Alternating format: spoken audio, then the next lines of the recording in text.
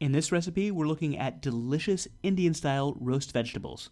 And this recipe also goes great with rice and dal, and I've got another recipe on how to make rice and dal in the same Instant Pot together at the same time. This makes for a great weeknight meal.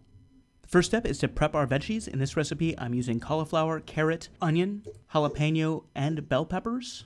Slice them all up and put them in a large mixing bowl. Add about a half a tablespoon of Kashmiri chili powder, a tablespoon of turmeric, a half a tablespoon of coriander, a tablespoon of cumin, kasuri methi, oil, salt, and pepper, and mix it all up. Line a baking sheet with parchment paper. This helps make cleanup really easy. Spread out the vegetables and toss them in an oven preheated to 425 degrees for about 20 minutes total. I'd recommend checking it at 12 minutes just to make sure that your oven works the same as mine. Sprinkle it with a little bit of salt at the end to finish, and there we go. Delicious roasted vegetables, Indian style. Hey, not bad.